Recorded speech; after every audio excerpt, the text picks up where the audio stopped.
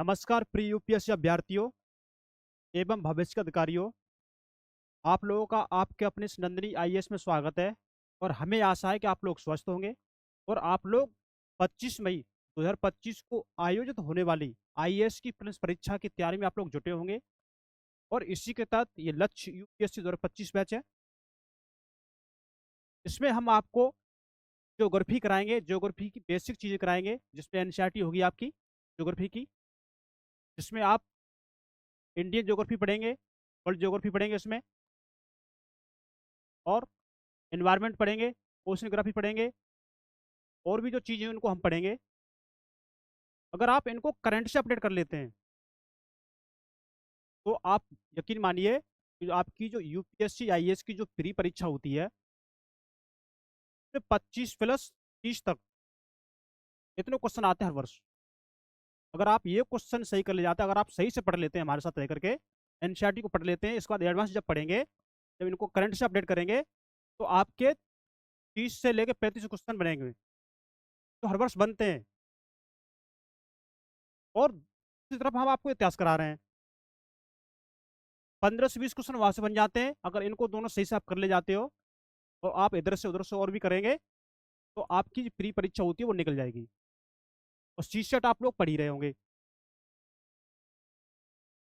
तो हमने आपको बता दिया, आपकी जो आईएएस की प्री परीक्षा है उसमें आपके इस ज्योग्राफी का अगर आप उसको करंट से अपडेट कर ले जाते हैं तो आपके 30 से लेके 35 मार्क आ जाते हैं। इतने क्वेश्चन बन जाते हैं। एक क्वेश्चन 2 मार्क का होता है, ये तो आपको पता है। लेकिन जब आपकी प्री निकल जाती है, जब मेंस में आते हैं, इस बार आपके 2024 का जो मेंस एग्जाम हुआ है, उस मेंस एग्जाम में आपके जीएस फर्स्ट से जो कि उसमें आपके ज्योग्राफी का हिस्सा होता है, उससे आपके 65 अंक के क्वेश्चन पूछे गए हैं। अब 250 में से आप 65 अंक का बन रहे हैं तो कम नहीं है, ये बहुत है। अब समझेंगे, तो उसमें और भी विषय का योगदान होता है जीएस फर्स्ट में। अब आप अब आप जाएंगे ऐसे पर, और आप जब ज्योग्राफी की जब नॉलेज अच्छी ग्रेड कर लेते हैं, अच्छी नॉलेज ले लेते हैं, तो आप ज्योग्राफी के माध्यम से आप इंटरनेशनल रिलेशन को भी समझेंगे और उनसे कैसे संबंध होते हैं वो उस चीज में आपको ज्योग्राफी मदद करेगी। अब किस स्थिति पर कौन सी चीज उग रही है, किस स्थिति पर किस तरह के मानव हैं, ये सारी चीज आपकी ज्योग्राफी से समझ में आती है। इसलिए आप लोग हमारे साथ रह करके ज्योग्राफी को कवर करेंगे। अब आईआर को आप देख लेंगे। अब आप ऐसे देखेंगे, जब मेंस एग्जाम में ऐसे भी होता है निबंध लिखने के लिए, जो 250 अंक का एक पेपर होता है, उसकी बात हो रही है, उसमें 2 पोर्शन होते हैं। अगर उसमें से दोनों पार्ट में से अगर कोई एक पार्ट लिखने के लिए आ गया ना, एक क्वेश्चन हो या एनवायरमेंट से पूछ लिया जाए या किसी और चीज से पूछेंगे वो, तो आपका 125 नंबर वहां से बन जाएंगे। और आप जो आप पढ़ेंगे ना, जब चीजों को लिंक करेंगे तो दिमाग से विचार अपने आप निकलते हैं। और निबंध में हम अपने विचार ही लिखते हैं। और जब इंटरव्यू में जाएंगे तो भौगोलिक संबंधित चीजें वो इंटरव्यू पूछ लेते हैं, कहाँ क्या हो रहा है वर्तमान में, कौन सा देश किस स्थान पर है, आपकी यहाँ लोकेशन कैसी है, ऐसे क्वेश्चन भी पूछ लिए जाते हैं। इन सारे चीजों को ध्यान में रख करके आपकी एनसीईआरटी के माध्यम से आपके ज्योग्राफी को कवर किया जा रहा है। जब सारी चीज बेसिक हो जाएंगी, फिर जब आप एडवांस तरफ पूछ करेंगे, करंट से अपडेट करेंगे, तो आपको बहुत ही फायदा होगा। इसलिए आप लोग हमारे साथ रह करके अपनी तैयारी को एक उच्चतम गति पर लेके जाए। आपका प्री निकलना तो निश्चित ही है। ये ज्योग्राफी पढ़ने के बाद मेंस लिखेंगे, इंटरव्यू में जाएंगे, और आप ये देखेंगे कि हमारा कितना योगदान होगा।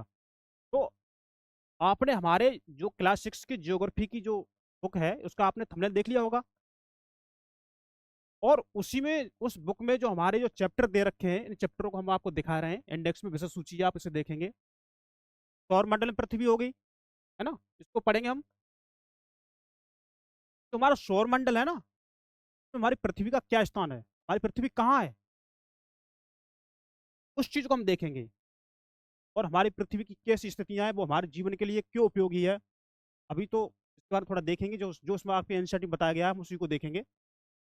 उसके बाद हम ग्लोब में जो अक्षांश देशांतर है उसके बाद देखेंगे अगले चैप्टर में। अगला इसमें चैप्टर होगा हमारे पृथ्वी की गतियां, कि गतियां कैसी क्या होती हैं, वो हम पढ़ेंगे इसमें। फिर देखेंगे हम अपना मानचित्र अगले अध्याय में। उसके बाद देखेंगे अपने पृथ्वी के प्रमुख परिमंडल। पृथ्वी के जो परिमंडल होते हैं ना, हम सारी चीज को एक एक चीज को लिंक करके बता देंगे। आपको ज्योग्राफी इतनी नाजुक लगेगी आपको, आपको लगता है कि ज्योग्राफी हार्ड है, मैं कहता हूँ सबसे जो सरल विषय है ना वो ज्योग्राफी है। आप ये मान लीजिए, बस आप हमारे साथ बने रहिए। पृथ्वी के प्रमुख स्तर रूप, पृथ्वी के जो स्तर रूप होते हैं ना उनको हम देखेंगे, अलग अलग कौन कौन से तरह के जो रूप होते हैं। हमारे देश भारत, इसके बारे में जानेंगे। और अगला जो लास्ट होगा ना इसमें अध्याय, भारत यानी जलवायु, वनस्पति तथा वन्य प्राणी, इसके बारे में पढ़ेंगे। ये हमारा अध्याय नंबर 1 है। और आप इसमें देखेंगे कि एक क्लास 6 की जो समझ होती है ना उसके हिसाब से आपकी एनसीईआरटी बनाई गई है। और हम इसमें सौरमंडल में जो पृथ्वी दिखाई गई है ना उसके बारे में थोड़ा जानेंगे। सौरमंडल क्या है, सौरमंडल में कौन कौन से ग्रह हैं, और ये उपग्रह क्या होते हैं, ग्रह क्या होते हैं, तारे क्या होते हैं, उल्का पिंड क्या होते हैं, शुद्ध ग्रह क्या होते हैं, इनके बारे में आप एक अपना कॉपी पेन जब निकालेंगे आप उन पर लिखेंगे तो आप एक एक लाइन में अपना लिखते चलिए। और आप एक शॉर्ट नोट बना लेंगे, एक ही पेज में बन जाए, क्योंकि आपको ज़्यादा फैला के नहीं लिखना, तो आपको रिवीजन भी करना है। तो हम इसको थोड़ा डिटेल से करेंगे, समझेंगे। हमने आपको बता दिया क्योंकि आपकी एनसीईआरटी एक बहुत महत्वपूर्ण रोल अदा करती है आपकी एग्जाम में। एक तरह से ये आपके लीव का काम करती है। देखिए इसमें आपको सूर्य दिखाया गया है, ये है ना, और सूर्य के चारों तरफ ग्रह चक्कर कर रहे हैं, सूर्य के परिक्रमा कर रहे हैं। अब देखिए, अब इन्हीं चीजों के बारे में हम पढ़ेंगे। अब सूर्य के सबसे नजदीक ग्रह कौन सा है, के बाद दूरी पर ग्रह कौन सा है, और सबसे पर ग्रह कौन सा है। और आप ये ध्यान रखेंगे कि जो ग्रह सूर्य के नजदीक है वो जल्दी चक्कर लगा लेगा सूर्य का, और वो ग्रह गर्म भी होगा। और लेकिन जो ग्रह सूर्य से दूर है ना, सबसे दूर, तो वो उतनी ही दूर की देरी में सूर्य की परिक्रमा करेगा, और वो ग्रह ठंडा भी उस हिसाब से होगा। तो हम इन्हीं के बारे में थोड़ा जान लेते हैं और पढ़ते हैं हम। देखिए, आप एक कल्पना कीजिए, आप छत पर लेटे हैं या कहीं घूम रहे हैं, सूर्य अस्त का समय हो रहा है, सूर्य अस्त होने वाला है। तो जब आपकी नजर जब आकाश की तरफ जाएगी, आप देखेंगे कि सूर्य अस्त होने के बाद आपको आसमान में एक दो बिंदु दिखेंगे चमकते हुए। जैसे जैसे अंधेरा बढ़ेगा तो क्या होगा, आप आकाश में अधिक अधिक से अधिक बिंदु को देखेंगे चमकते हुए। वो क्या है, और वो आपको ऐसे लगेंगे कि जैसे वो हीरे चमक रहे हैं या हीरे जड़े हुए हैं। लेकिन कुछ की टिमटिमाहट ज्यादा होगी, कुछ की टिमटिमाहट कम होगी। कुछ तो उसमें जो बिंदु है वो आपको उस तरह दिखेंगे कि जैसे कि उसकी रोशनी चंद्रमा जैसी हो। हम उन्हीं को बारे में थोड़ा पढ़ लेंगे, वही बात इन्होंने इसमें बताई है। तो हम करते हैं, देखिए सूर्यास्त के बाद आकाश को देखना कितना अच्छा लगता है। हमने क्या कहा, आप थोड़ा निवेदन कीजिए, विचार कीजिए। आसमान में पहले एक या दो चमकते बिंदु दिखते हैं, लेकिन बाद में इनकी संख्या बढ़ती जाती है। आप उनकी गणना नहीं कर सकते, मतलब उनकी संख्या इतनी हो जाती है कि आप उनको गिन ही नहीं सकते। यदि आप गिनने की कोशिश करेंगे ना तो आपको लगेगा मैं इसको गिन रहा हूं तो वो गायब हो गया, तो आप उनको नहीं गिन सकते। संपूर्ण आकाश छोटी छोटी चमकदार वस्तुओं से भर जाता है। जो आकाश आप देखोगे ना, वो पूरा आकाश जो छोटी छोटी जो चमकती हुई जो वस्तु आपको दिखती है ना उससे भर जाएगा वो। जिनमें से कुछ चमकीले होते हैं, जैसे कुछ तो आपको चमकेंगे, कुछ तो आपको धुंधले दिखेंगे। हाँ, ये लग रहा है इसमें धुंध उड़ रही है, धुंध सा दिखता है ना, कि देखो धुंधला धुंधला दिख रहा है, वो आपको देखेंगे। आपको ऐसा प्रतीत होता है कि मानो आकाश में हीरे जड़े हों। चमचमाहट हो रही है ना, तो क्या होगा, आपको ये महसूस होगा कि इसमें हीरे जड़े हुए हैं। इनमें से कुछ टिमटिमाते प्रतीत होते हैं, लेकिन अगर आप उनको ध्यान से देखेंगे तो आप पाएंगे कि इनमें से कुछ ही टिमटिमाहट अन्य से अलग होती है। मैंने आपको बताया अभी कि आप जो तारे जो टिमटिमा रहे हैं आकाश में, जब आप उनको देखेंगे कि कुछ तारे अधिक टिमटिमाते हैं, कुछ कम टिमटिमाते हैं। कुछ तारे बड़े होते हैं, कुछ आपको छोटे दिखते हैं। कुछ तारों का रोशनी इतनी इतनी होती है कि वो आपको चंद्रमा जैसी रोशनी दिखती है। तो ये बिना किसी टिमटिमाट के चंद्रमा के समान भी चमकते हैं कुछ तारे। ये चमकीली वस्तुओं के साथ आप लगभग प्रतिदिन चंद्रमा को ही देखते हैं। जो आकाश में आपको जो तारे चमकते हुए दिखाई देते हैं, जो चमकीली वस्तुएं आपको दिखाई देती हैं, आप उनके साथ चंद्रमा को तो देखते हैं। अब इन्होंने आपके चंद्रमा को भी इसमें बताया है। तो चंद्रमा को देखते हैं, ये अलग अलग समय पर अलग अलग आकार का और अलग अलग स्थिति में आपको ये दिखाई पड़ता है। ये चंद्रमा है ना, अलग अलग समय में अलग अलग आकार का होगा। कभी आपको कटा हुआ दिखेगा आधा, कभी आपको पूरा दिखेगा, कभी आपको दिखेगा ही नहीं। ये स्थिति होती है। आप पूर्ण चंद्र को लगभग 1 महीने में एक बार देख सकते हैं। मतलब आप एक पूरे चंद्रमा का जो आकार है, वो आप उसको 1 महीने में केवल एक बार ही देख पाएंगे। यह जो जिस दिन को वो आपको पूरा चंद्रमा दिखेगा ना, वो रात जो होगी, क्या होगी, वो पूर्णिमा होगी। वो तो वो रात किस कौन सी होगी, पूर्णिमा वाली रात होगी। 15 दिन के बाद आप इसे नहीं देख सकते। मतलब 15 दिन बाद क्या हो जाएगा, वो गायब हो जाएगा। अंधेरी रात बोलते हैं। यह नए चंद्रमा की रात्रि क्या होगी, अमावस्या होगी। दिन आपको चंद्रमा नहीं दिखेगा, वो तो रात जो बनेगी वो होगी अमावस्या रात। ऐसी रात में अगर आसमान साफ है ना, जब चंद्रमा भी नहीं है, तब जो आसमान आपको दिखेगा साफ, आप आसमान का अवलोकन और अच्छी तरह से कर सकते हैं। फिर तो आपको तारे ही तारे दिखेंगे, टिमटिमाती हुई चीजें दिखेंगी आपको। फिर आपको उन चीजों को और आसानी से और अच्छी तरह से साफ तरीके से देख सकते हैं। आप उनको अवलोकन कीजिए, सोचिए, विचार कीजिए। क्या आपको इस बात पर आश्चर्य नहीं होता, किस बात पर, कि हम दिन के समय चंद्रमा एवं इन सभी छोटी चमकीली वस्तुओं को क्यों नहीं देख पाते? क्या आपने कभी सोचा है? आपकी क्लास 6 की एनसीईआरटी की बुक है, उस हिसाब से मैं आपको बता रहा हूँ मैं। तो क्या आपने कभी सोचा है कि जो हमको जो रात में चंद्रमा दिखाई देता है, या जो तारे हमें जो टिमटिमाती चीजें हमें दिखाई देती हैं, क्या वो हमें दिन में क्यों नहीं दिखाई देती? इस बात पर आपने कभी विचार किया है? ऐसा इसलिए क्योंकि सूर्य के अत्यधिक तेज प्रकाश के कारण रात के समय चमकने वाली वस्तुओं को हम दिन में नहीं देख सकते। दिन में सूर्य का प्रकाश काफी तेज होता है, और सूर्य के प्रकाश के काफी तेज होने की वजह से जो भी रात में जो भी चीज हमको चमकती हुई दिखाई देती है, वो हमें नहीं दिखाई देती। दिन में सूर्य का प्रकाश उनसे कई गुना अधिक प्रकाशवान होता है। इस वजह से सूर्य, चंद्रमा तथा वे सभी वस्तुएं जो रात के समय आसमान में चमकती हैं, वो क्या कहलाती है, खगोल पिंड कहलाती हैं। आप इसे नोट कर सकते हैं, अपने नोट जो बना रहे हैं ना उस पर आप लिख सकते हैं।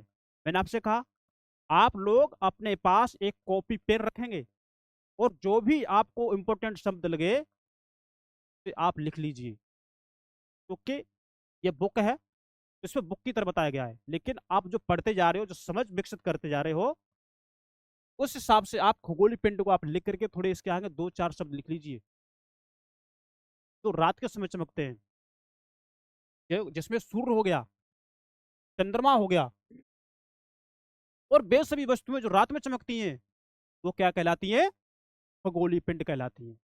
तो आपको खगोलीय पिंड की एक परिभाषा मालूम पड़ेगी। आपको कोई पूछ ले कि खगोलीय पिंड क्या होता है, तो आपने पढ़ा है, समझा है, तो आप उसे बता देंगे। कुछ खगोलीय पिंड बड़े आकार वाले तथा गर्म होते हैं। खगोलीय पिंड होते हैं ना, उनका आकार बड़ा होगा और वो गर्म होंगे। ये गैसों से बने होते हैं। खगोलीय पिंड किससे बने होते हैं, गैसों से बने होते हैं। इनके पास अपनी ऊष्मा तथा प्रकाश होता है। कुछ खगोल पिंड गैसों से बने होते हैं, कुछ बड़े होते हैं, और इनके पास अपनी ऊष्मा होता है और अपना प्रकाश होता है,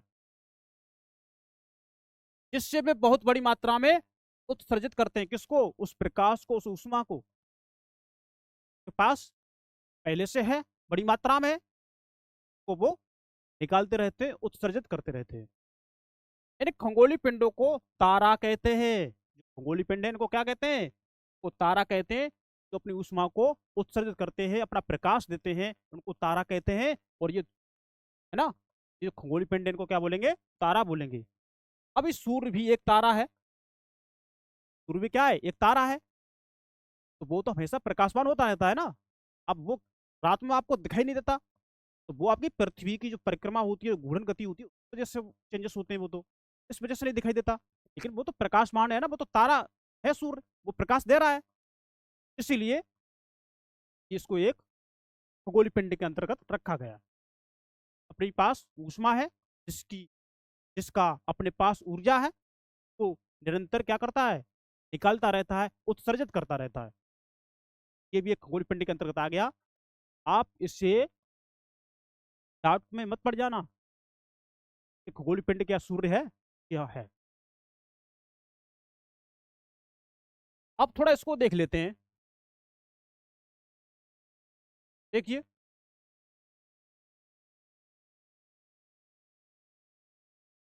रात के समय चमकते हुए अनगिनत तारे सूर्य के समान ही हैं।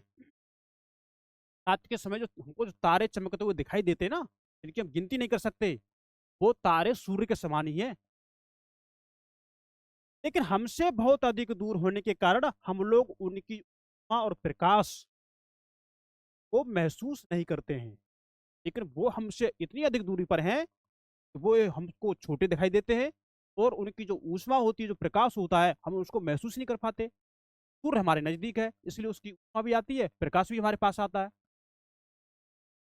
तो वो तारों की समानता सूर्य से की गई। तथा वे अत्यंत छोटे दिखाई पड़ते हैं, हमने आपको बता दिया इसको। देखिए, आपने अवश्य ध्यान दिया होगा कि कुछ दूरी से देखने पर सभी वस्तुएं छोटी दिखाई पड़ती हैं। आपने ये ध्यान दिया होगा कि अगर हम किसी वस्तु को दूर से देखें ना, तो वस्तु हमको छोटी दिखाई देती है। जैसे अगर आसमान में हवाई जहाज अगर उड़ रहा होगा, तो आप उसको देखेंगे ऊपर की तरफ, तो वो आपको छोटा दिखाई देगा। आप थोड़ा विचार करते चलिए, सोचते चलिए, कल्पना कीजिए। आपको ज्योग्राफी रटना नहीं है, मैं आपको 100% बता रहा हूँ, आपको ज्योग्राफी बिल्कुल रटना नहीं है। बस समझते चलिए, आप उसको इमेजिन करते चलिए। कॉन्सेप्ट आपके अपने आप क्लियर होंगे, ये मेरी गारंटी है। देखिए, रात्रि में आसमान की ओर देखते समय आप तारों के विभिन्न समूह द्वारा बनाई गई विविध आकृतियों को देख सकते हैं। अब जब हम रात्रि को आसमान की तरफ देखते हैं, तो तारों के छोटे छोटे समूह आपको दिखाई देते होंगे। वो समूह एक नहीं, समूह कई कई समूह होते हैं। आपने उनको देखा होगा, शायद वो आपको अभी भी दिख रहे होंगे। अगर आसमान साफ होगा तो आप देख सकते हैं। तो नक्षत्र मंडल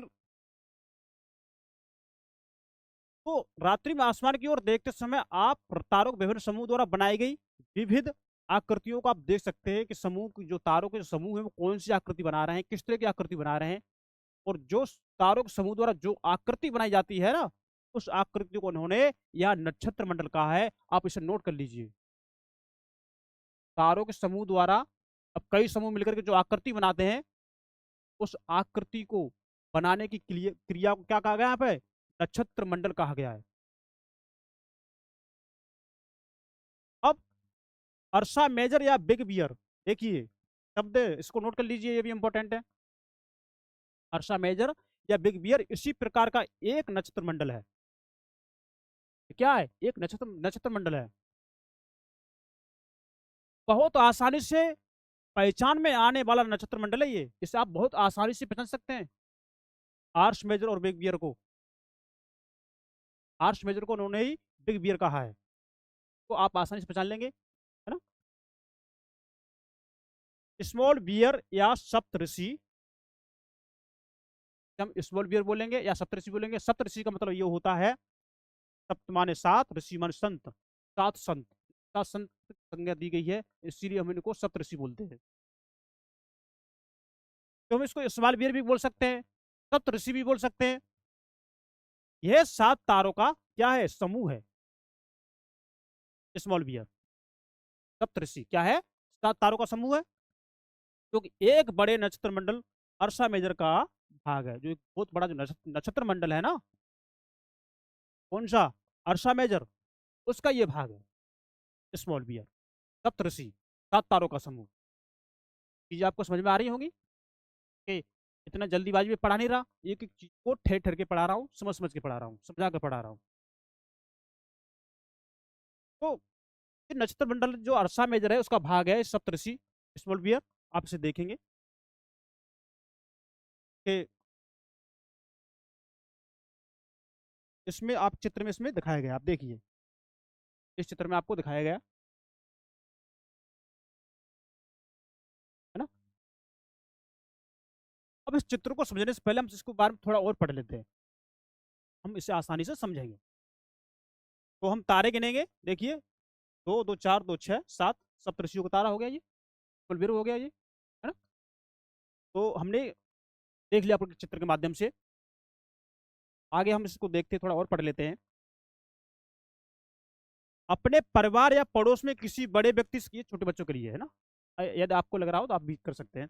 अपने परिवार या पड़ोस में किसी बड़े व्यक्ति से कहिए कि वह आपको आसमान में और अधिक तारों, ग्रहों तथा नक्षत्र मंडलों को दिखाए। आप खुद जानते हो, आप देख सकते हैं ना? नहीं तो आप छोटे छोटे क्लास 6 में पढ़ रहे हैं छात्र, जो क्लास 6 के, अगर वो से देख रहे हैं तो अपने बड़े को बोलिए, वो आपको दिखाएंगे। प्राचीन समय में लोग रात्रि में इस दिशा का निर्धारण तारों की सहायता से करते थे। प्राचीन समय में जो प्राचीन समय में जब हमें दिशाओं की नॉलेज नहीं थी, तो हमारे पास चिंत्र नहीं थे दिशाओं को बताने वाले। आज तो हमें मालूम पड़ जाता है, मैप वगैरह लगा है, कहीं पूर्व इस दिशा में, पश्चिम इस दिशा में, उत्तर ऊपर है, दक्षिण नीचे है, अभी तो मालूम पड़ जाता है। देखो उस समय की बात हो रही है, प्राचीन भारत की बात ना, प्राचीन समय की बात हो रही है। तो प्राचीन समय में लोग रात्रि में दिशा का निर्धारण तारों की सहायता से करते थे। और अगर आज भी अगर हम कहीं फंस जाते हैं, तो अगर हमको पता है कि ध्रुव तारा उत्तर दिशा में है और इसको हम ध्रुव तारा बोलते हैं, अगर हमारे पास किसी जंगल में फंस जाते हैं या कहीं फंस जाते हैं हम, हमारे पास कोई दिक सूचक यंत्र नहीं है ही नहीं है, मैं आपको बताने के लिए, तो हमें वहां से निकलना है। अब हमें पता है कि हमें किसी ने हमको बता दिया, हमारे पास कुछ लिखा हुआ है कि हमें पूर्व दिशा में जाना है, और आपको केवल पता है कि उत्तर दिशा में ही ध्रुव तारा है और उसको आप जानते हैं, कि आप वहां से निकल सकते हैं। तो उस समय दिशा का ज्ञान करने के लिए इस तारे का यूज होता था।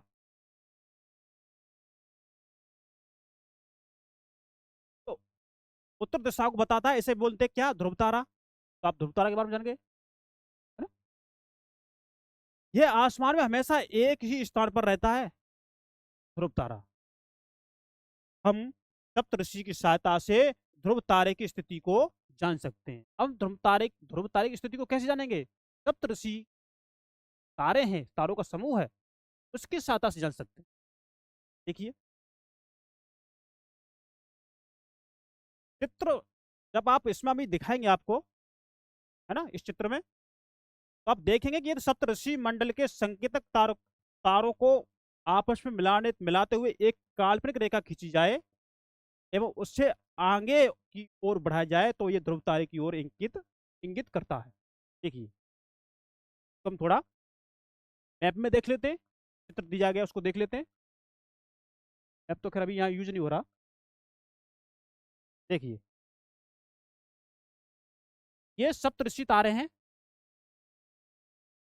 ये, है ना। अब इन्हीं की जो तारे हैं, इनकी जो रेखा को सांकेतिक आपस में मिला दिया जाए ना इनको, और इस रेखा को आगे और बढ़ा दिया जाए।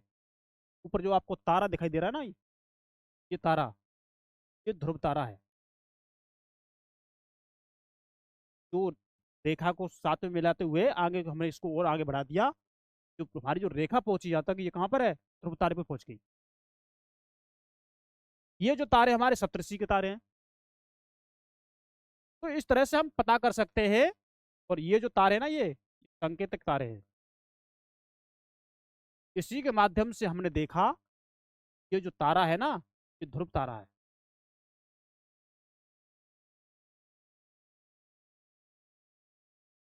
और अगर हमें उत्तर दिशा जानने के पश्चात अब पूर्व दिशा पता कर सकते हैं। जैसे उन्होंने उत्तर दिशा की तरफ देखा तो इन्हें मालूम पड़ गया हम उत्तर दिशा की तरफ देख रहे हैं, तो हमारा जो सीधा हाथ होगा इस तरफ का, ये राइट साइड वाला, ये पूर्व दिशा में होगा।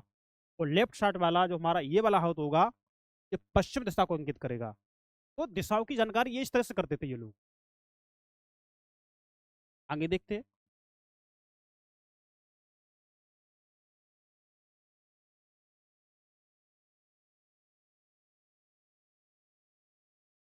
कुछ खगोलीय पिंडों में अपना प्रकाश एवं ऊष्मा नहीं होती है। कुछ खगोलीय पिंड जो होते हैं, अब खगोलीय पिंड क्या होता है हमने आपको बता दिया, अपना नोट भी कर लिया होगा। तो उनमें कुछ खगोलीय पिंडों में अपना प्रकाश एवं ऊष्मा नहीं होती है। सारे खगोलीय पिंडों में प्रकाश थोड़ी नहीं होता, तो होता है कुछ में नहीं। तो कुछ खगोलीय पिंडों में अपना प्रकाश एवं ऊष्मा नहीं होती है, वे तारों के प्रकाश से प्रकाशित होते हैं। वे किससे प्रकाशित होते हैं? तारों के प्रकाश से।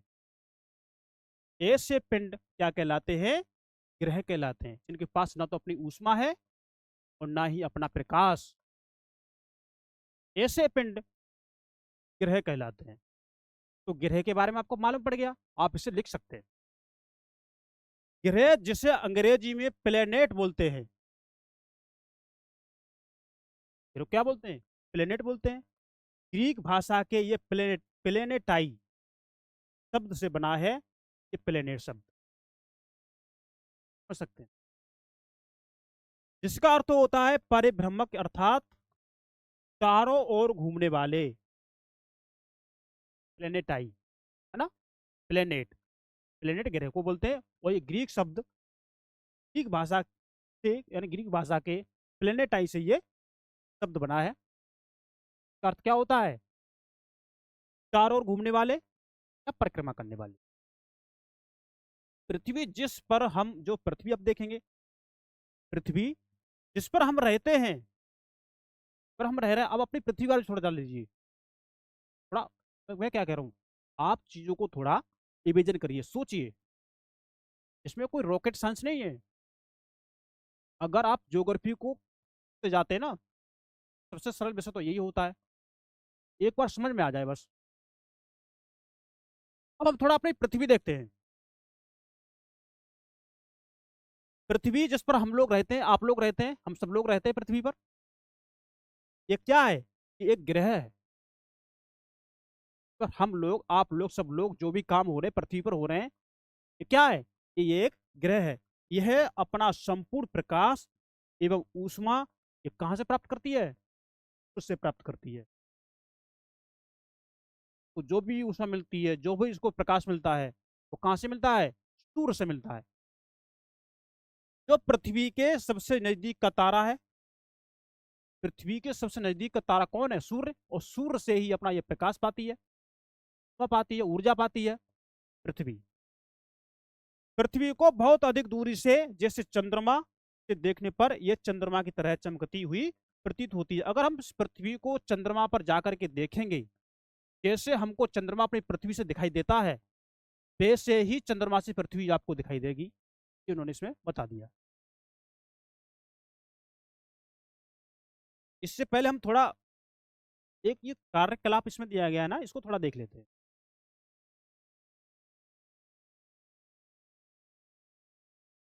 आओ कुछ करके सीखें। हम आपको बता रहे हैं, ये बच्चों वाले काम है, पर ये है प्रैक्टिकल। आप चाहो तो प्रैक्टिकल करके आप घर में देख सकते हैं। इसके लिए आप क्या करेंगे? इसके लिए आप एक सादा कागज लीजिए, सादा कागज आप ले लेंगे, और एक आप ले लेंगे टॉर्च, और एक आपको चाहिए एक पेन जो उस कागज में छेद कर सके।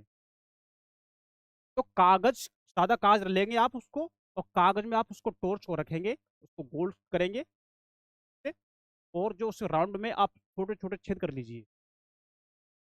और फिर वही जो आपने छेद किए, वो हिस्सा टॉर्च से, जो कांच है ना, टॉर्च जिससे प्रकाश निकलता है, उससे सटा होना चाहिए, और उसको रबड़ से बांध देना चाहिए, और स्विच ऐसा हो, मूवेबल हो। फिर आप उस टॉर्च को लेकर के आप एक कमरे में जाएंगे, सादा दीवार देखेंगे, और कमरे में अंधेरा होना चाहिए।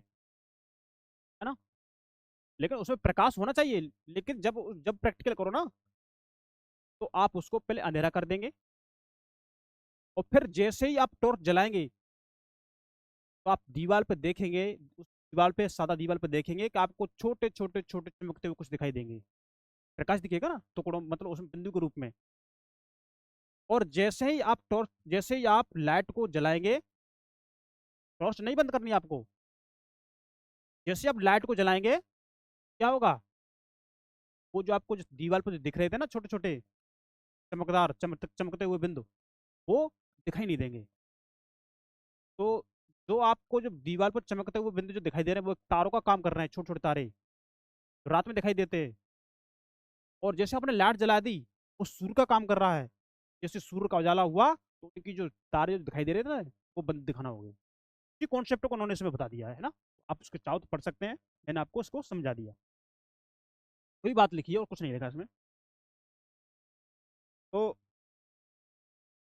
हमें लग रहा है कि आप लोगों को ज्योग्राफी अच्छी लगेगी। आप लोगों के लिए विशेष पढ़ाया गया। अगर यदि हम चाहते, यदि संस्थान नंदनी आईएएस अगर चाहता, तो इसके छोटे छोटे नोट्स बना करके इसमें लगा देते और वहां से खत्म कर देते। लेकिन फिर वो पढ़ने में वो नहीं आता, मतलब खत्म तो जल्दी हो जाता, लेकिन आपकी जो नींव है ना, वो मजबूत नहीं हो पाती।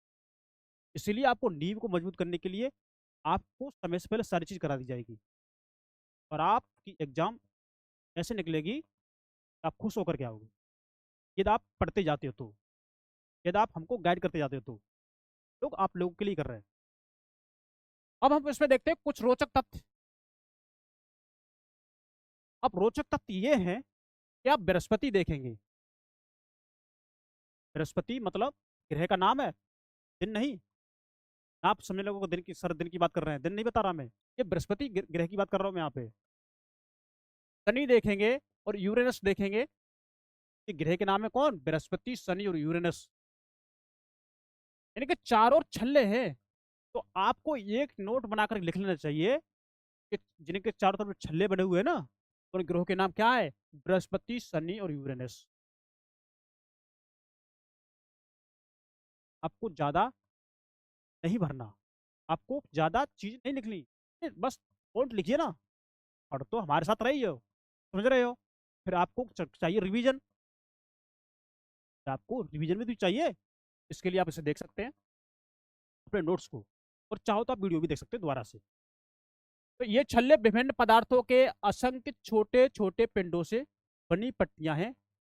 असंख्य छोटे छोटे पदार्थ होते हैं, पिंड होते हैं ना, पट्टियां बनी होती हैं। ये छल्ले की बात हो रही है ना, छल्ले क्या है, पट्टी है वो। असंख्य छोटे छोटे पिंड होते हैं, वो पट्टियां छल्ले कर जाती हैं। पृथ्वी से इन छल्लों को शक्तिशाली दूरबीन की सहायता से आप देख सकते हैं। छल्लों को, यदि आपके पास शक्तिशाली दूरबीन अगर होती है ना, तो आप उनसे छल्लों को देख सकते हैं, है ना। तो मुझे पता है नहीं होगी, लेकिन फिर भी सकते हैं बातों को, है ना।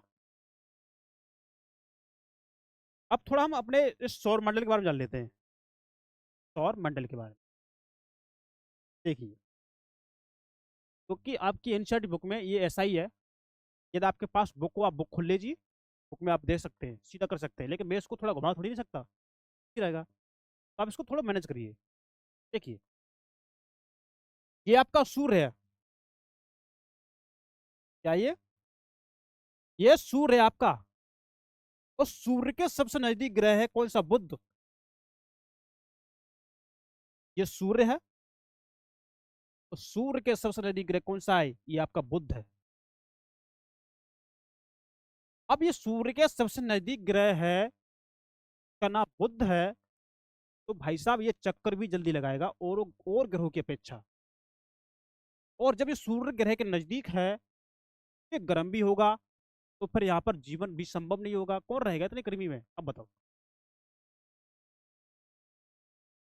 तो इन्होंने इसमें बताया है, देखिए, ये बुध सूर्य के चारों ओर एक परिक्रमा कितने दिन में करता है, 88 दिन में कर लेता है भाई साहब। 28 दिन में घूम के आ जाता है उसी जगह पर। और जो पृथ्वी अपने परिक्रमा के जो घूर्णन करती है ना, अपने इस अक्ष पर घूमती है, 324 नहीं बोलेंगे उसे हम, 24 घंटे वाला बोलेंगे उसे। 24 घंटे में जो अपने उस पर घूम के दिन रात करती है ना, इसकी घूर्णन अपने अक्ष पर, तो पृथ्वी का तो होता है 24 घंटे का एक दिन। एक दिन में घूम लेगी, 24 घंटे घूम लेगी तो एक दिन बन जाएगा। लेकिन इनका एक दिन होता है कितने दिन का? 59 दिन का। ये 59 दिन में घूम 59 दिन में ये घूर्णन कर पाते हैं। चलो 59 दिन के बराबर एक दिन होता है इनका, समझिए। पर इस पर जीवन संभव ही नहीं है, तो हम इसके बारे में हमने इतनी जानकारी ले ली। अब आता है हमारा शुक्र। पृथ्वी सूर्य से पहले नजदीक कौन हो गया? हमारा बुध हो गया। अब बुध के बाद कौन सा आएगा? शुक्र आएगा। बुध के बाद शुक्र। अब शुक्र से बुध से थोड़ा दूर है, इसकी परिक्रमा करेगा सूर्य की। ठीक, परिक्रमा करेगा, देखो ये परिक्रमा कर रहा है, ये दिखाया गया इसमें। तो इस शुक्र से चार और एक परिक्रमा कितने दिन करता है ये? 255 दिन में ये घूम पाता है सूर्य के चारों तरफ। 255 दिन में, समझ सकते हैं। और ये अपने अक्ष पर घूर्णन 243 दिन में कर पाता है। कौन? शुक्र। तो देखेंगे इसमें उन्होंने लिख दिया है, इसको थोड़ा पढ़ लेते हैं। तो शुक्र सूर्य के चारों ओर एक परिक्रमा 255 दिन में करता है, मैंने लिख दिया। अपने अक्ष पर घूर्णन 243 दिन में करता है, वो मैंने लिख दिया। ठीक है, लिख दिया मैंने। अब आती है अपनी पृथ्वी, जिस पर हम लोग रह रहे हैं। तो हम लोग रह रहे पृथ्वी की बात आती है। इसमें भी आपको पृथ्वी नीली दिखाई गई है, वो नीली है, नीली दिखती है पृथ्वी। अब पृथ्वी को थोड़ा देख लेते हैं। ये एक परिक्रमा सूर्य के चारों ओर घूमने में 365 दिन का समय लेती है भाई साहब। तो 65 दिन में घूमेगी, और एक अपने अक्ष पर घूर्णन करती है 24 घंटे में, यानी 24 घंटे, यानी बोलेंगे तो एक दिन।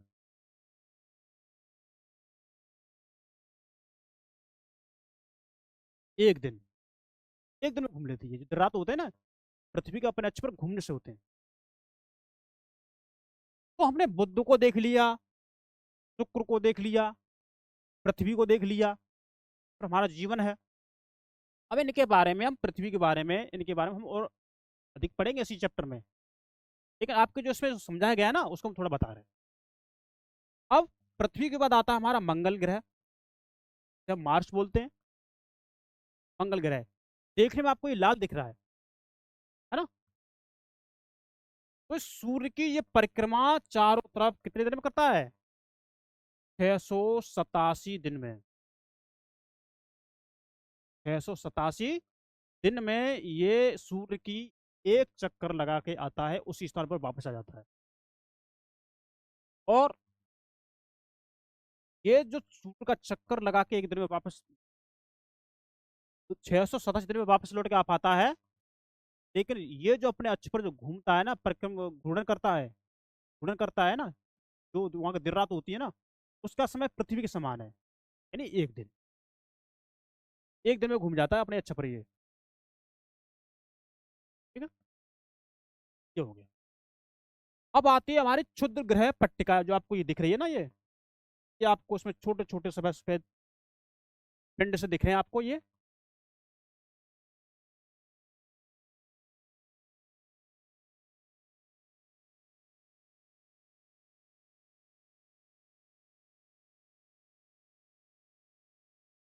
आप देखेंगे, और फिर खींच रहा हूँ उसको, ये आपको दिख रही है।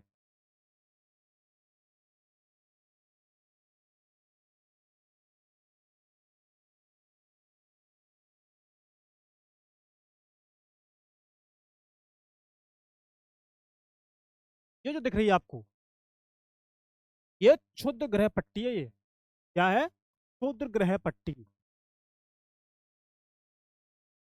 अब ये क्षुद्र ग्रह पट्टी जो आपको मिलती है, वो मंगल और बृहस्पति ग्रह के बीच में मिलती है। इसके बीच में मंगल ग्रह और बृहस्पति ग्रह के बीच में जो पट्टी बनी हुई है ना, छोटे छोटे इसमें तारे से दिख रहे हैं आपको, छोटे पिंड से दिख रहे हैं, असंख्य पिंड है जिनको गिन नहीं सकते, जो पट्टी बनी हुई है ना, ये किसके, मंगल और बृहस्पति ग्रह के बीच में। यहाँ से क्वेश्चन पूछा गया है, सच बता रहा हूँ मैं। तो हमने देखो, अब जो सूर्य के पास के जो ग्रह है, एक बुध हो गया हमारा, शुक्र हो गया, पृथ्वी हो गई, मंगल हो गई, ये चार ग्रह हो गए। और जो हमारे शुद्ध ग्रह पट्टी से पहले पड़ रहे हैं, सूर्य के पास पहले पड़ रहे हैं, यानी यहाँ से यहाँ तक के जो ग्रह है ना, ये हमारे कहलाते हैं आंतरिक ग्रह। क्या कहलाते हैं ये हमारे, थोड़ा मैं इसको ऐसे लिख देता हूँ, ये आंतरिक ग्रह कहलाते हैं।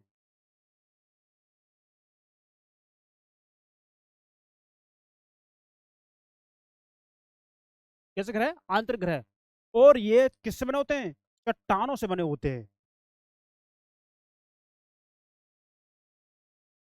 ठीक है, तो आपको ये मालूम पड़ गया कि हमारे आंतरिक ग्रह कौन से हैं। वो ये है, बुध शुक्र पृथ्वी मंगल, ये हमारे आंतरिक ग्रह हैं। और ये हमारे जो आंतरिक ग्रह हैं किससे बने हैं, चट्टानों से बने हैं, ये चट्टानों से निर्मित हैं। अब हम एस्ट्रोनेट बेल्ट के बाद, यानी कि तो ग्रह पट्टी के बाद के जो ग्रह देखेंगे उनको थोड़ा देख लेते हैं। देखिए, अब ये रही हमारी क्षुद्र ग्रह पट्टी, इससे पहले ग्रह हमने देख लिए, उनको क्या बोलते हैं हमने वो आपको बता दिया।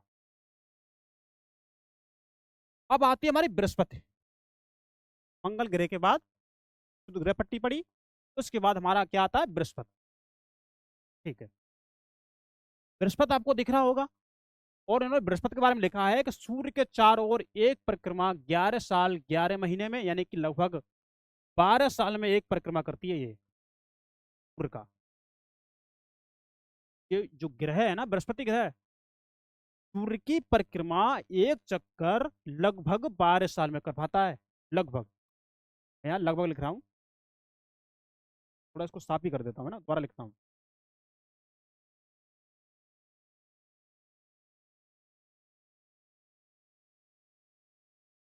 देखिए,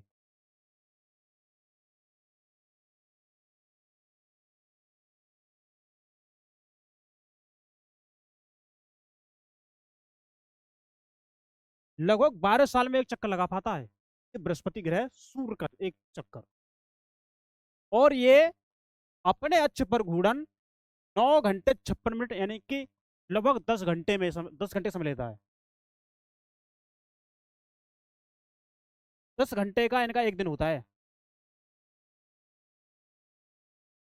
घूर्णन, हाँ? इनका 10 घंटे का घूर्णन हो जाता है। अब हमने बृहस्पति को देख लिया, अब हम देखते हैं अपने शनि ग्रह को। शनि ग्रह को, शनि ग्रह में उन्होंने लिखा है कि सूर्य के चारों ओर एक परिक्रमा 29 साल 5 महीने में करवाता है। साल 5 महीने, लगभग 29 साल ही लिख दे रहे हैं, लगभग।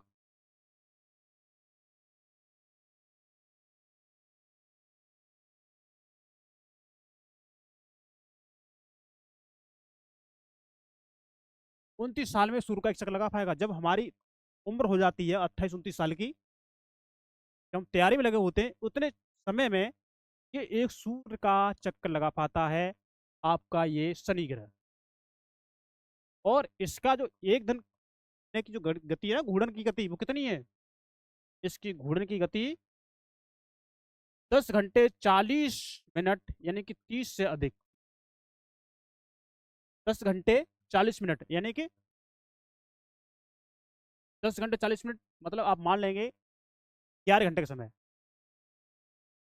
घूर्णन इसका होगा, लगभग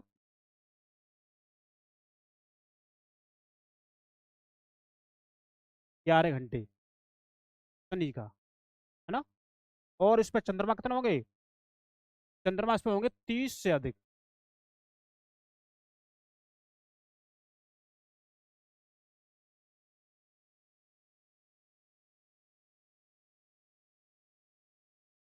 30 से अधिक इसमें चंद्रमा होंगे शनि के। और बृहस्पति के पास जो चंद्रमाओं की संख्या है ना, वो कितनी है? 16। 16 चंद्रमा बृहस्पति के पास हैं। और हमने इसको आपको बता दिया है कि पृथ्वी के पास तो अपना एक ही चंद्रमा है जो आपको दिखाई देता है ना।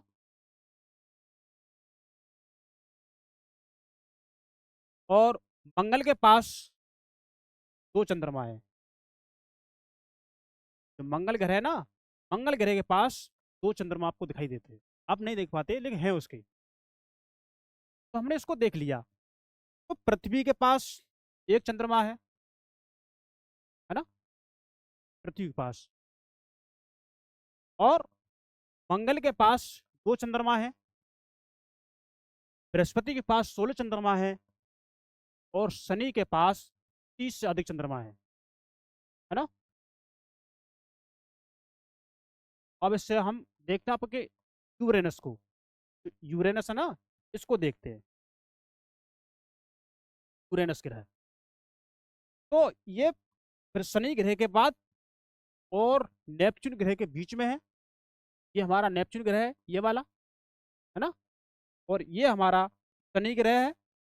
तो इस शनि ग्रह और नेपच्यून ग्रह के बीच में कौन सा है? यूरेनस है। तो ये सूर्य के चारों ओर परिक्रमा 84 साल में भाई साहब कर पाता है। ये परिक्रमा सूर्य के चारों ओर कितने में? 84 साल में। मतलब एक व्यक्ति की जो उम्र हो जाती है ना, जन्म लेने के बाद जब बुढ़ापा आ जाता है, उम्र जब 80 प्लस पहुंचती है, 84 के आसपास, जब उसकी जीवन से लेके मरने तक की अवस्था जाती है, उतने दिनों में ये एक चक्कर लगा पाता है यूरेनस सूर्य का। देखेंगे इसे। और 17 घंटे की इसकी परिक्रमा होती है। घूर्णन, घूर्णन कितने का होता है? परिक्रमा होगी इसकी 84 साल की, 84 की साल की। 17 घंटे का इसका होता है घूर्णन,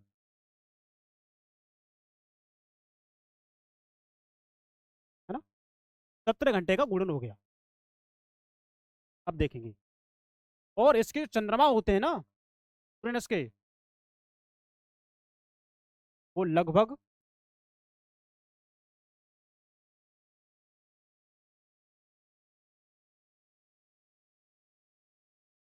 17 चंद्रमा होते हैं, लगभग लगभग में, है ना।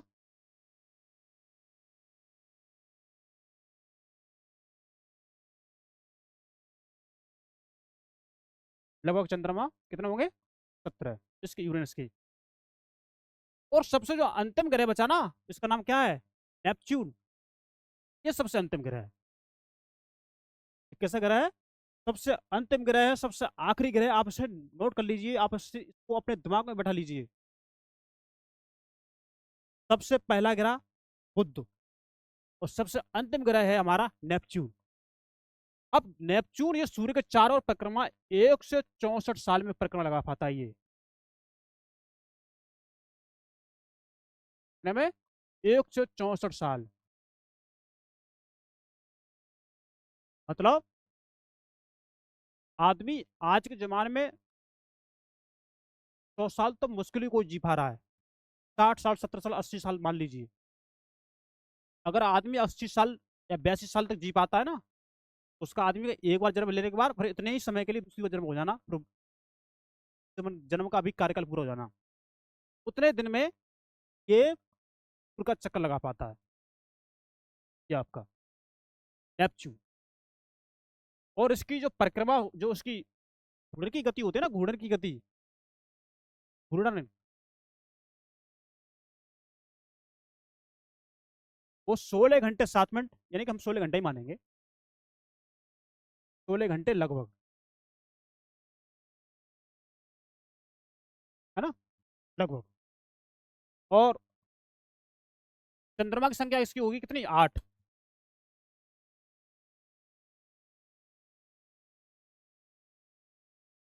चंद्रमा इसमें 8 होंगे। तो ये उन्होंने इसका नेपच्यून को बता दिया है ना। देखेंगे। तो ये हमने अपने ग्रहों के बारे में जान लिया। अब मैं आपको थोड़ा याद करने की थोड़ी ट्रिक है ना ग्रहों की, उसको थोड़ा मैं आपको बता दूं, क्योंकि आपकी एग्जाम में ग्रहों का क्रम पूछा गया है। बुध, शुक्र, पृथ्वी, मंगल, फिर इसके बाद क्या आता है? शुद्ध ग्रह पट्टी, बृहस्पति, शनि, यूरेनस, नेपच्यून। तो दिया गया होगा, देखो मैं आपको बताता हूँ।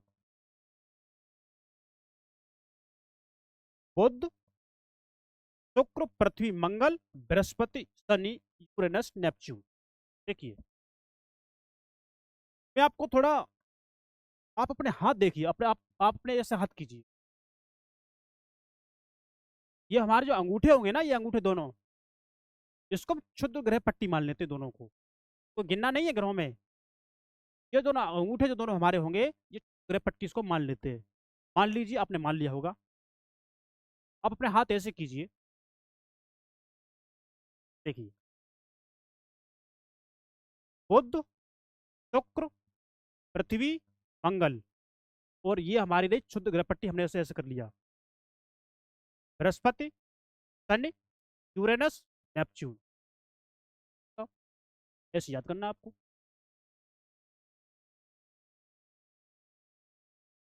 तो ये रहे बुध, शुक्र, पृथ्वी, मंगल, बृहस्पति, शनि, यूरेनस था नेपच्यून को, हमने आपको याद करने का तरीका बता दिया। और फिर आपकी जो अपनी विधि, आप उसे उस हिसाब से आप समझ सकते हैं, उनका क्रम समझ सकते हैं। पहले कौन, बाद में कौन, उसके बाद में फिर कौन, है ना। तो इससे पहले हम थोड़ा जो ये है ना, इसको देख लेते हैं। देखिए, आसमान में दिखने वाला चंद्रमा एक उपग्रह है। आसमान में जो आपको चंद्रमा दिखाई देता है वो क्या है? एक उपग्रह है, पृथ्वी का उपग्रह है। ये हमारी पृथ्वी का सहचर है, मतलब पृथ्वी के साथ साथ चलता है। कैसे चलता है साथ साथ? देखिए इसको, ये हम बता दे रहे हैं आपको। हमारी ये पृथ्वी है,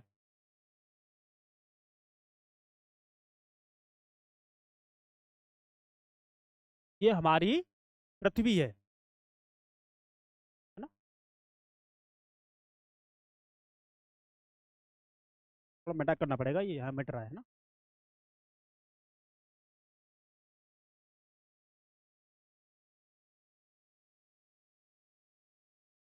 यहाँ बता रहा हूँ, है ना, इस जगह पे देखिए।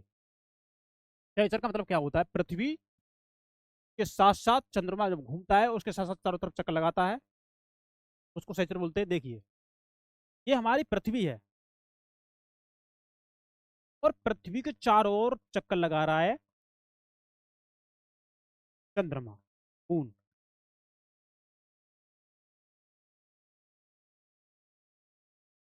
और ये पृथ्वी चक्कर लगा रही है आपके सूर्य का, ऐसे, है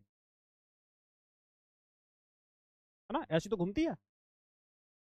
तो ये जो आपका चंद्रमा है, पृथ्वी के साथ साथ यहां भी होगा, यहां भी होगा, यहां भी होगा, यहां भी होगा, और यहां भी होगा। मतलब ये पृथ्वी के साथ ही रहेगा, इसलिए इसको सहचर बोला है पृथ्वी का। तो ये बात आपको समझ में आ गई होगी, है ना। ये बात आपको समझ में आ गई होगी। तो हमारी पृथ्वी का सहचर है, तथा इसके चारों ओर चक्कर लगाता है पृथ्वी के, वो हमने आपको बता दिया। हमारी पृथ्वी के समान 7 अन्य ग्रह हैं। और ये पृथ्वी है ना, उस जैसे 7 अन्य और ग्रह हैं जो सूर्य से प्रकाश एवं ऊष्मा प्राप्त करते हैं। उनमें से कुछ के पास अपने चंद्रमा भी है ना। तो हमने आपको बता दिया इसके बारे में। ये हमारी पृथ्वी के समान 7 अन्य ग्रह हैं। वैसे ग्रहों की संख्या तो 8 है, पृथ्वी उसमें अलग हो गई, है ना।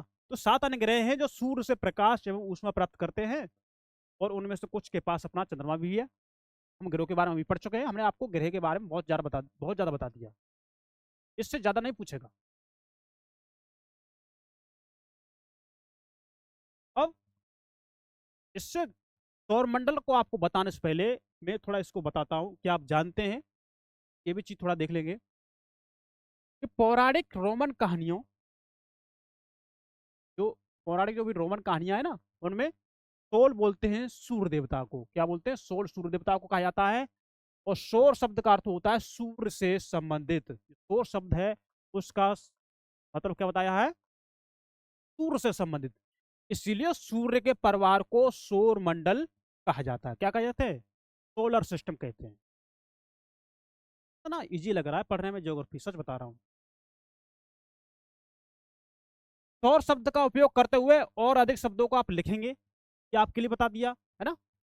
अब देखिए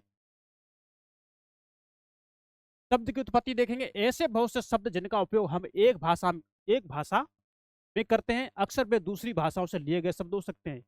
शब्दों का प्रयोग हम एक भाषा में करते हैं लेकिन वो लिए गए होते हैं दूसरी भाषाओं से, है ना। अक्सर वे दूसरी भाषाओं से लिए गए शब्द हो सकते हैं।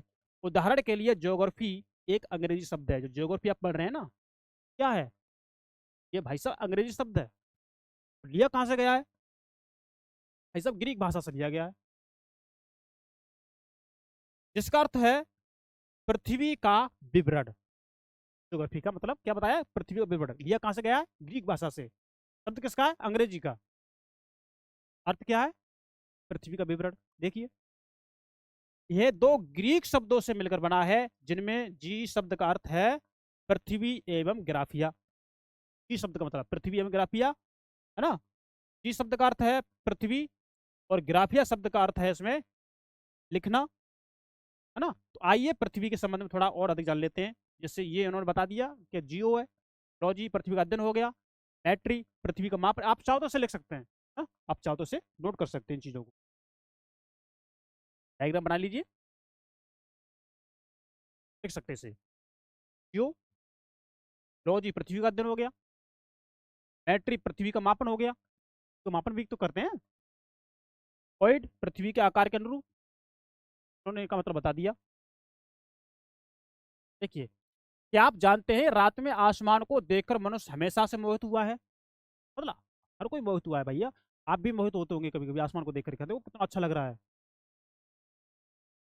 कभी कभी तो आपको, जब मैं एक बार छत पे लेटा था ना, शाम के टाइम 8 9 10 बज रहे होंगे, 8 9, हाँ 8 9 का टाइम होगा।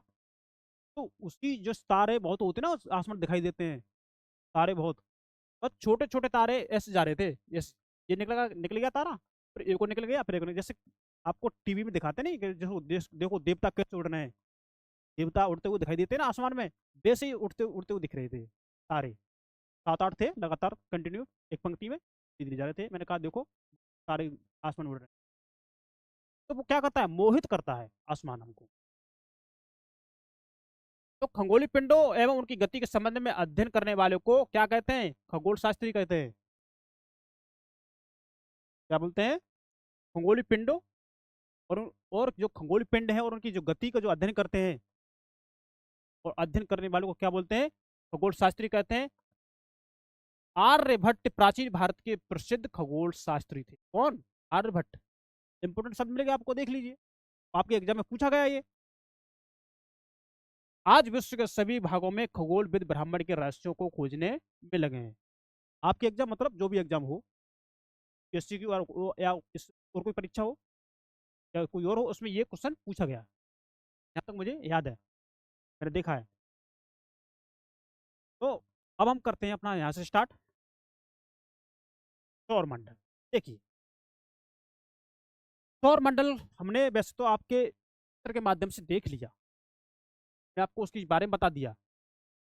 अब जो उसमें लिखा है ना, इसको थोड़ा पढ़ लेते हैं और समझ लेते हैं। सूर्य 8 ग्रह, सूर्य सौरमंडल किससे बना है, देखो सौरमंडल में क्या क्या चीजें हैं।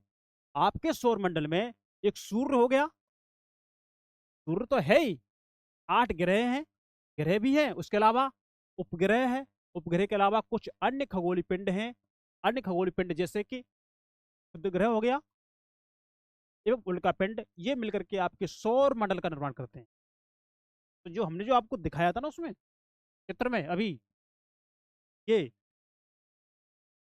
ये जो आपको दिखाया था ना, सौर मंडल तो है ही पूरा, ये पूरा सोलर सिस्टम है, ये उसी की बात कर रहे हैं, आपको बात कर रहे हैं।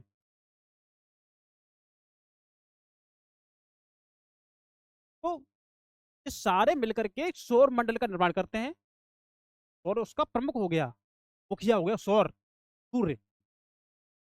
और 8 ग्रह, उपग्रह, उल्कापिंड, क्षुद्र ग्रह, ये सारे मिलकर के एक सौर मंडल का निर्माण करते हैं, और जिसका मुखिया सूर्य होता है। अब हम सूर्य के बारे में थोड़ा जान लेते हैं। देखिए, सूर्य सौर मंडल के केंद्र में स्थित है। वो केंद्रीय था, मैंने आपको दिखाया था। मैं आपको एक बार फिर दिखा रहा हूँ, आपका चित्र आप देख लीजिए। सूर्य है ना, ये सूर्य केंद्र में स्थित है, इसके चारों ओर ग्रह चक्कर लगा रहे हैं। एक केंद्र का काम कर रहा है ये सूर्य। तो सूर्य सौर मंडल के केंद्र में स्थित है। कहाँ है? केंद्र में। ये बहुत बड़ा है, बड़ा है, एवं अत्यधिक गर्म गैसों से ये बना है। सूर्य के पास अत्यधिक गर्म गैसें हैं, उनसे ये बना है। इसका खिंचाव बल इससे सौर मंडल को बांधे रखता है। इसका जो खिंचाव बल है ना सूर्य का, इस खिंचाव बल के कारण, आकर्षण बल के कारण, जो भी सोलर सिस्टम बना हुआ है, और उन्हीं के अनुसार ये ग्रह क्रम में लगे हुए हैं, और उसी खिंचाव के कारण ये सूर्य के चारों चक्कर लगाते हैं, है ना। ग्रहों का अपना अलग होता है, लेकिन इसका खिंचाव ज्यादा है, तो पूरा सोलर सिस्टम बना हुआ है। अब देखेंगे, सूर्य सौर मंडल के लिए प्रकाश एवं ऊष्मा का एकमात्र स्रोत है। सूर्य ही एकमात्र स्रोत है अपने सौर मंडल को प्रकाश देने के लिए, और ऊर्जा देने के लिए, ऊष्मा देने के लिए, ना। तो लेकिन हम इसकी अत्यधिक तेज ऊष्मा को महसूस नहीं करते। लेकिन इसकी जो अत्यधिक जो तेज ऊष्मा है, हम उसको महसूस नहीं करते। क्यों नहीं करते? क्योंकि सबसे नजदीक का तारा होने के बावजूद ये हमसे बहुत दूर है, क्योंकि हम पृथ्वी तीसरे नंबर पर है। पृथ्वी का स्थान सूर्य से दूरी के हिसाब से तीसरे नंबर पर है, इसीलिए ये हमको महसूस कम होता है। सूर्य पृथ्वी से लगभग 15 करोड़ किलोमीटर दूर है। तो आप सूर्य से पृथ्वी की दूरी आप नोट नोट करके आप लिख सकते हैं। तो हमने आपको सूर्य के बारे में बता दिया। अब चलते ग्रह के बारे में। ग्रह देखिए, हमारे सौरमंडल में 8 ग्रह हैं। सौरमंडल जो हमने जो आपको दिखाया अभी चित्र में, उसमें ग्रह कितने हैं? 8 हैं। और सूर्य से दूरी के अनुसार वे हैं, सबसे पहले आपका बुध आता है, शुक्र, पृथ्वी, मंगल, बृहस्पति, शनि, यूरेनस तथा नेपच्यून। ग्रहों के नाम बता दिए। मैंने आपको कैसे याद करना है, हमने वो ट्रिक भी आपको बता दी। रटना कुछ नहीं है, बस समझना है। बस आपको ये पता होना चाहिए कि हाँ ये पृथ्वी है, ये मंगल है, ये शुक्र है, ये बृहस्पति है, शनि है। बस आपको ये पता होना चाहिए, रटना कुछ नहीं है। सब चीज आपने पढ़ी हुई है पहले से, हम आपको सिखा देंगे। और सूर्य की दूरी के अनुसार अंग्रेजी में ग्रहों के नाम याद करने का तो आसान तरीका उन्होंने बता दिया है। आप चाहो तो इसे देख सकते हैं, आप चाहो तो इसका शॉट ले सकते हैं, है ना। सौर मंडल के सभी 8 ग्रह एक निश्चित पथ पर सूर्य का चक्कर लगाते हैं, जो मैंने आपको दिखा दिया। एक निश्चित पथ होता है ना। वो पथ होता है दीर्घ, बड़ा, बहुत बड़ा पथ होता है, दीर्घ वृत्ताकार पथ होता है, जिसको क्या बोल रहा है इसमें, उन्होंने कक्षा कहा है, जिसमें सूर्य परिक्रमा जो ग्रह लगाता है, तो क्या बोला है? कक्षा बोला है। देखिए, है ना। बुध सूर्य के सबसे नजदीक है, मैंने आपको बता दिया चित्र में, वो सबसे नजदीक है। अपनी कक्षा में सूर्य के चारों ओर एक चक्कर लगाने में केवल 88 दिन लगते हैं, है ना। शुक्र को पृथ्वी का जुड़वा ग्रह माना जाता है। शुक्र है, शुक्र पृथ्वी का जुड़वा ग्रह है, क्योंकि इसका आकार एवं आकृति लगभग पृथ्वी के समान है, इसलिए इसको जुड़वा ग्रह मानते हैं। इसको, शुक्र को।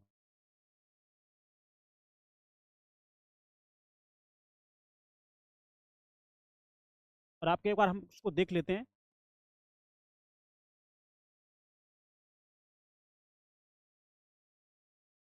है ना। अब इसको देख लेंगे, है ना। ये वृत्ताकार कक्ष है ना, ये आपको दिखाई दे रहा है, ये इसको हम दिखा रहे हैं, ये थोड़ा बड़ा है, इसको दिख रहा है। ये दीर्घ वृत्ताकार परिक्रमा वाला पथ है, तो हम कक्षा बोलते हैं। ये है ना, ये आपको दिखाएगा, ये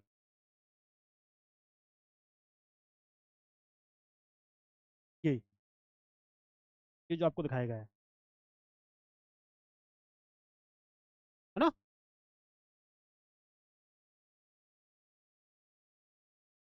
तो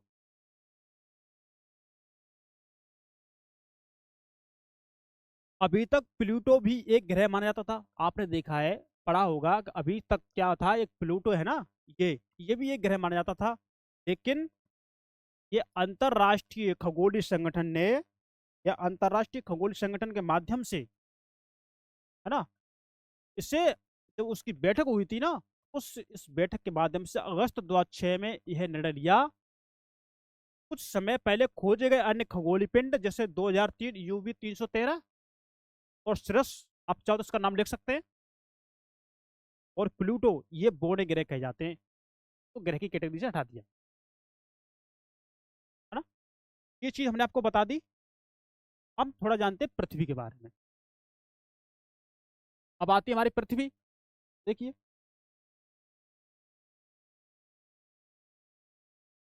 सूर्य से दूरी के हिसाब से पृथ्वी तीसरा ग्रह है, हमने आपको बताया, बुध शुक्र पृथ्वी मंगल, पहले बुध, फिर शुक्र, फिर पृथ्वी। तो सूर्य से दूरी के अनुसार तीसरे नंबर पर आती है हमारी पृथ्वी, और आकार में ये पांचवें नंबर पे है ना। तो तीसरा ग्रह है और आकार में ये पांचवें सबसे बड़ा ग्रह है। ये ध्रुवों के पास थोड़ी चपटी है। तो ये ध्रुव होते हैं ना, ये ध्रुव मैं आपको वहां बता दूं, ये पृथ्वी हमारी ऐसी होती है।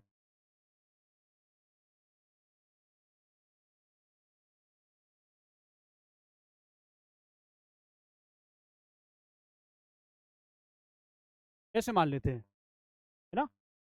तो पृथ्वी के मध्य भाग से अगर हम ध्रुवों की तरफ जा रहे हैं तो क्या हो रहा है, ये चपटा भाग हो रहा है, चपट रहा है ऐसे। तो ये चपटा होने के कारण हम इसको पृथ्वी बोलते हैं, और इसको हम बोलते हैं आभा, है ना। ये हम आपको दिखाएंगे, देखिए ये ध्रुव की तरफ हम जा रहे हैं ना, यहाँ ऊपरी भाग ध्रुवीय होता है, और निचला भाग भी ध्रुवीय होता है, ये ध्रुवीय क्षेत्र होता है। इनके बारे में और डिटेल से पढ़ेंगे, आगे पढ़ेंगे। तो ऊपर की तरफ जैसे बढ़ते हैं ना हम, तो ये ध्रुवों का क्षेत्र जो होता है वो उस स्थिति पर जाकर पृथ्वी चपटी सी हो जाती है, ये दिखाई गई है। हाँ?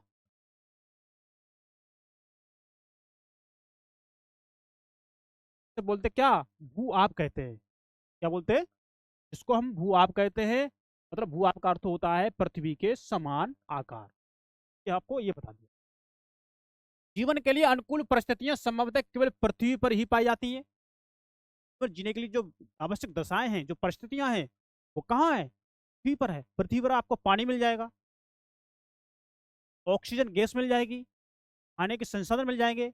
ना तो पृथ्वी अधिक गर्म है, ना अधिक ठंडी है, बीच का तापमान है, जिससे लोग सर्वाइव कर सकते हैं, जिस पर अपना तापमान मेंटेन कर सकते हैं, लोग जिंदा रह सकते हैं, इसलिए यहाँ पर जीवन है ना। तो ये इस तरह से पृथ्वी सौरमंडल का सबसे अद्भुत ग्रह माना जाता है ना। ना देखिए यहाँ पर पानी भी है, मैंने आपको बता दिया, वायु उपस्थित है, अधिक ना तो अधिक गर्म है और ना ही अधिक ठंडी है, यहाँ पे बीच का मौसम है।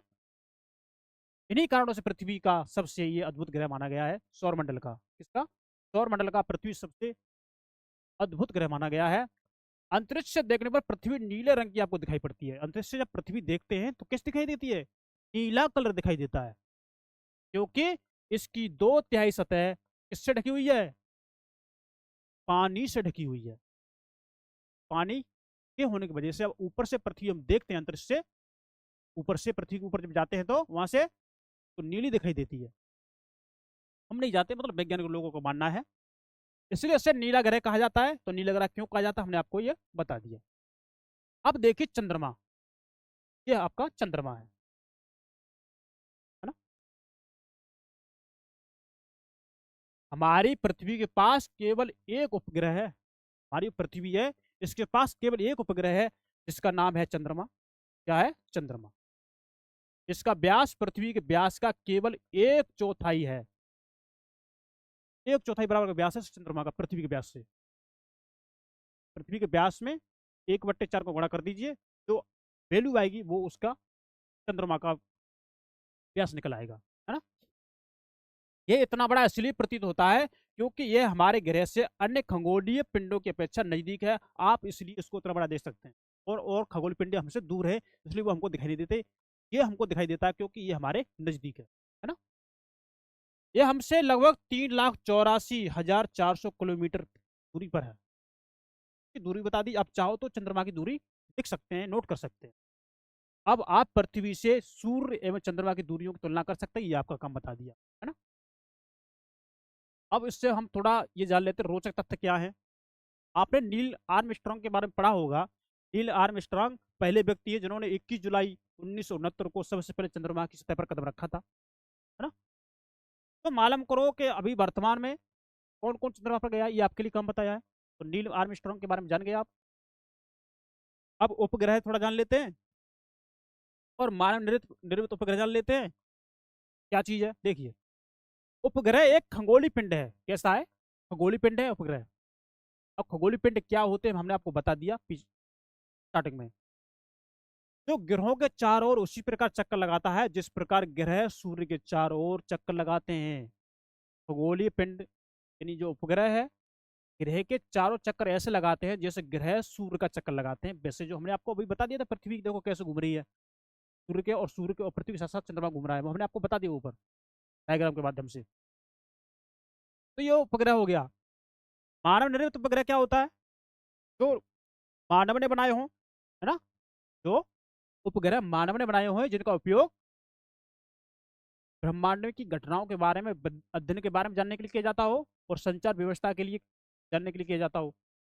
देखिए, मानव निर्मित उपग्रह एक कृत्रिम पिंड है। कैसा है? कृत्रिम पिंड मतलब मानव के द्वारा बनाया गया पिंड है ये। कृत्रिम का मतलब ये हो गया, ये वैज्ञानिकों के द्वारा बनाया गया है जिसका उपयोग ब्रह्मांड के बारे में जानकारी प्राप्त करना, ब्रह्मांड के बारे में जानकारी प्राप्त करना और पृथ्वी पर संचार माध्यम के लिए इसे यूज किया जाता है कृत्रिम पिंड को। इस मानव निर्मित उपग्रह का इसलिए यूज होता है, तुम्हें ब्रह्मांड की जानकारी चाहिए और ब्रह्मांड की जानकारी के साथ साथ हमें अपने संचार माध्यम के लिए इसका यूज किया जाता है इन उपग्रहों का।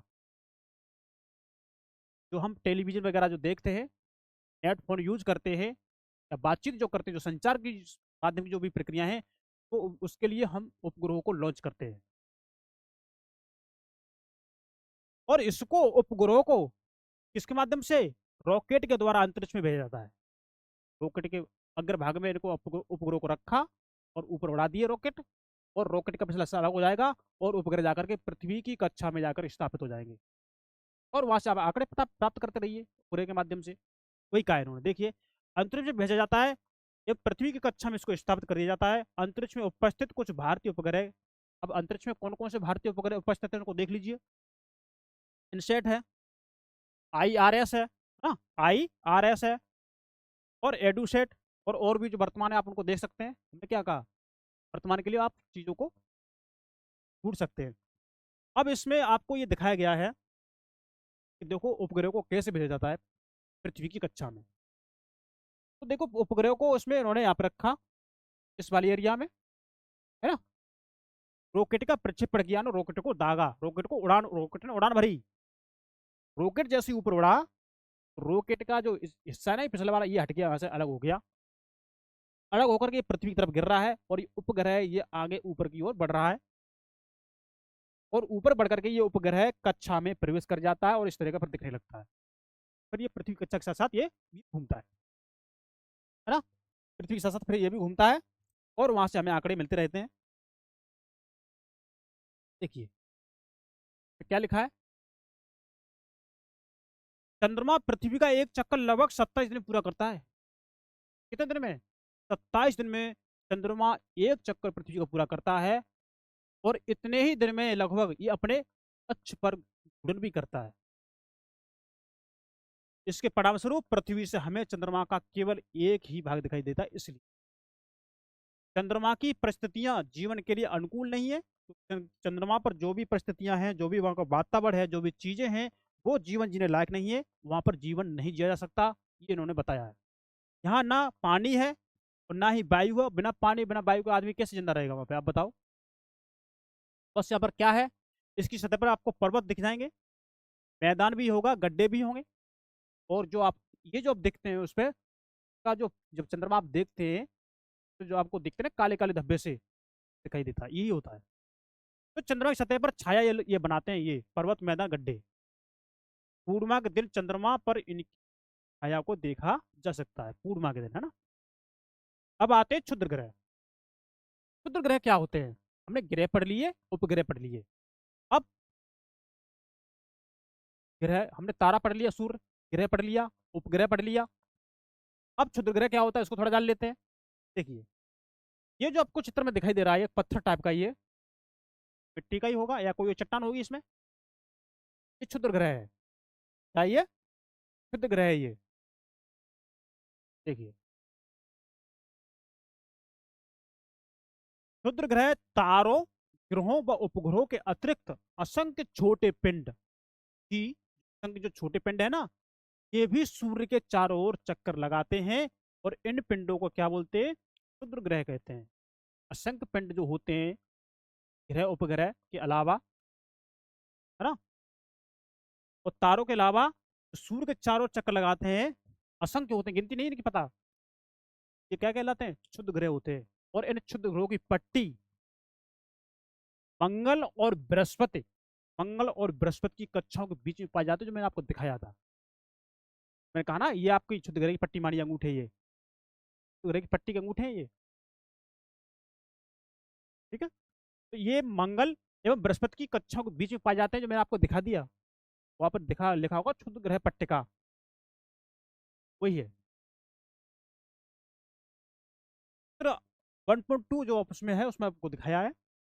वैज्ञानिकों के अनुसार क्षुद्र ग्रह ग्रह के ही भाग होते हैं। तो वैज्ञानिकों ने माना है कि जो क्षुद्र ग्रह आप जो देख रहे हैं ना, ग्रह की पट्टी बड़ी हुई है, ये ग्रह के ही भाग होते हैं, जो कि बहुत वर्ष पहले विस्फोट के बाद ग्रह से टूट करके ये अलग हो गए, और अलग हो गए, और ये साथ साथ में घूम रहे हैं, तो घूमते घूमते ये उनकी एक पट्टी बन गई, और उन पे बल भी काम कर रहे हैं, तो गुरुत्वाकर्षण बल काम कर रहा है ना? और जिसका जैसा बल ज्यादा है, वैसे इनकी पट्टी बन गई है। तो ये मंगल और बृहस्पति के बीच की पट्टी बनी हुई है ना? घूमते घूमते बन गई है, बल भी काम कर रहा है, हमने आपको बता दिया। अब देखते हैं उल्का पिंड। उल्का पिंड क्या है? सूर्य के चारों ओर, देखिए, सूर्य के चारों ओर चक्कर लगाने वाला पत्थरों के छोटे छोटे टुकड़ों को उन्होंने उल्का पिंड कहा है। ये भी सूर्य के चारों चक्कर लगा रहे हैं, पर है छोटे छोटे पत्थर के टुकड़े, उल्का पिंड कहा गया है। तब उल्का पिंड की आप डेफिनेशन लिख सकते हैं। कभी कभी ये उल्का पिंड पृथ्वी के इतने नजदीक आ जाते हैं कि इनकी प्रवृत्ति पृथ्वी पर गिरने की ही होती है। कभी कभी ये उल्का पिंड घूमते घूमते पृथ्वी के नजदीक ऐसे आ जाते हैं कि ये लगता है ये पृथ्वी पर गिरने ही वाले हैं, लेकिन ये जल करके राख हो जाते हैं, है ना? लेकिन वायु के साथ घर्षण होने के कारण ये गर्म होकर जल जाते हैं। क्या हो जाते हैं? जल जाते हैं। फलस्वरूप चमकदार प्रकाश उत्पन्न होता है। इससे जलेंगे तो क्या होगा? चमकदार प्रकाश उत्पन्न होगा। घूमते घूमते आए, जैसे पृथ्वी के वायुमंडल में आए, और जैसे फ्रैक्शन हुआ, घर्षण हुआ, जैसे गर्म पड़े और ये जलना स्टार्ट हुए, और उसका प्रकाश स्टार्ट हो गया, प्रकाश दिखाई देता है। क्या होता है? प्रकाश चमकदार उत्पन्न होता है इन उल्कापिंडों का। लेकिन इसके बाद भी कुछ उल्कापिंड आके जमीन पर गिर जाते हैं, और एक बड़ा सा गड्ढा बना देते हैं। कभी कभी कोई उल्का पूरी तरह से जले बिना, सर पूरा जलता नहीं है, उसके जले बिना पृथ्वी पर गिरता है, तो धरातल पर क्या होता है? गड्ढा बन जाता है, यानी गड्ढे बन जाते हैं। अब देखिए, क्या आपने तारों वाले खुले आकाश में एक ओर से दूसरी तरफ या दूसरे तक हिली चौड़ी सफेद पट्टी की तरह एक चमकदार रास्ते को देखा है? आपने जब रास्ता, अब हम आपको बताते हैं, जब एक बार मैं छत पर लेटा हुआ था, तो मुझे एक रास्ता दिख रही थी, धुंधली धुंधली सी, मतलब कई उसमें तारों का समूह दिख रहा था, छोटे छोटे तारे से, और लग रहा था जिसमें कुछ लगी हुई है। एक रास्ता था। मैंने पूछा ये क्या है, तो उन्होंने कहा कि जब युद्ध हो रहा था, तो यहाँ से इंद्र का हाथी गुजरा था, इंद्र देवता का हाथी गुजरा था, तो वो रास्ता है। तो आप वहां से कल्पना कर सकते हैं। भैया, क्या तारे, क्या आपने तारों वाले खुले आकाश में, तारे जब टिमटिमाते हैं ना, तो उस खुले आकाश में आप देखेंगे एक ओर से दूसरी ओर तक चौड़ी फैली रास्ता, आपने सफेद पट्टी आपने देखी होगी, सफेद पट्टी आपने देखी होगी। एक चमकदार रास्ते जो आपको दिखेगा, ये क्या है? ये लाखों तारों का समूह है। क्या है ये? उस लाखों तारे होते हैं, वो समूह होता है, कितने का? लाखों तारों का समूह होता है वो। जो क्या कहलाती है? जो ये पट्टी होती है ना, जब रास्ता दिखाई देती है जिसमें लाखों तारे होते हैं, वो क्या होती है? वो आपकी आकाश गंगा होती है, मिल्की वे होती है। क्या होती है? आकाश गंगा होती है वो। और हमारा सौर मंडल इस आकाश गंगा का क्या है? एक भाग है भाई साहब। ये थोड़ा सौर मंडल की जो हमने आपको ऊपर पढ़ाया ना, उस आकाश गंगा का एक भाग है ना? प्राचीन भारत में इसकी कल्पना आकाश में प्रकाश की एक बहती नदी से की गई थी। ये मानते थे कि जो तो आपको जो रास्ता से दिख रहा है ना, सफेद सफेद पट्टी दिख रही है, ये नदी बह रही है ना, ये एक नदी बह रही है प्रकाश की। ठीक है, नाम पर इसका नाम आकाश गंगा है ना रखा है। इस प्रकार इसका नाम आकाश गंगा पड़ा। आकाश गंगा करोड़ों तारों, बादलों, गैसों की एक प्रणाली है। क्या? करोड़ों तारे होंगे उसमें, बादल होंगे और गैस भी होगी। करोड़ों तारे देखिए मिलकर बनी है आकाश गंगा। और आकाश गंगा का एक हिस्सा हमारा है सौर मंडल। देखिए इस प्रकार की लाखों, देखिए इस प्रकार की लाखों, इस प्रकार की लाखों आकाश गंगाएं मिलकर के एक ब्रह्मांड का निर्माण करती है। किसका? ब्रह्मांड का निर्माण करती है। कई लाखों आकाश गंगाएं मिलकर के, वो कई करोड़ों तारे और गैसें और धूल मिलकर के आकाश गंगा बनती है। और कई लाखों आकाश गंगाएं मिलकर के ब्रह्मांड का निर्माण करती है। देख सकते हैं ब्रह्मांड की विशालता की कल्पना करना क्या है, अत्यधिक कठिन है। कितना बड़ा है पता नहीं, तो जानना कठिन। जानना क्या है, जाना ही नहीं गया अभी तक। कोई सही जवाब इसका, अभी इसका सर्चिंग चल रही है, खगोल शास्त्री इसको खोज रहे हैं। लेकिन इसके बारे में जानना, कल्पना करना क्या है, कठिन है, अत्यधिक कठिन है। वैज्ञानिक अभी भी इसके बारे में अधिक से अधिक जानकारी एकत्र करने में क्या है, जुटे हुए हैं, सर्च कर रहे हैं वैज्ञानिक। अब देखेंगे इसके आकार के संबंध में हमें कोई जानकारी नहीं है कि कितना बड़ा है, कैसी, हमें नहीं पता ब्रह्मांड के बारे में। ठीक है, लेकिन फिर भी हम जानते हैं कि हम सभी इसी ब्रह्मांड का हिस्सा है।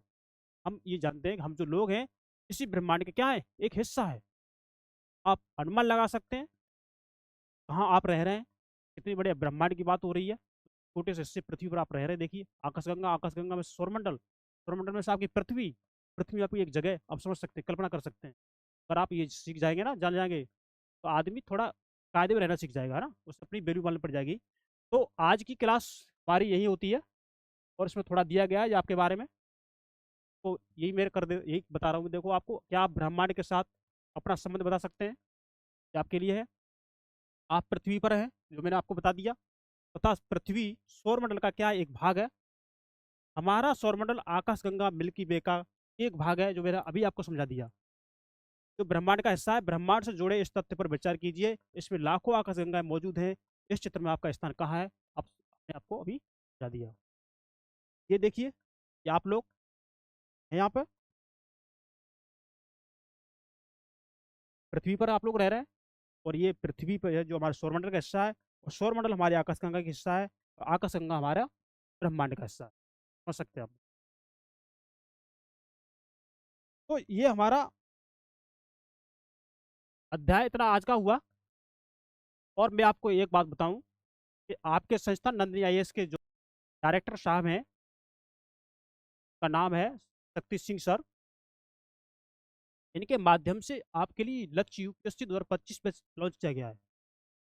आपकी नींव को मजबूत करने के लिए आपको जो पढ़ना चाहिए वो आपको पढ़ाया जा रहा है पहले। और जब आप पढ़ लेंगे ना, और इसके बाद जो आपको पढ़ाया जाएगा उसको कर ले जाते हैं, और करंट का साथ में चलते हैं ना, करंट को मिला करके पढ़ते हैं। तो आप जब 25 मई को जब एग्जाम देने जाएंगे ना, आप वहां से खुश होकर के लौटेंगे। तो इसी के साथ मैं अपनी बॉडी को यही विराम करता हूँ, और मिलेंगे नेक्स्ट क्लास में। तब तक आप अपने स्वास्थ्य का ध्यान रखिए और पढ़ते रहिए, मन लगा के पढ़िए। तो मिलते हैं नेक्स्ट क्लास में, तब के लिए नमस्कार, थैंक यू, बाय बाय, धन्यवाद।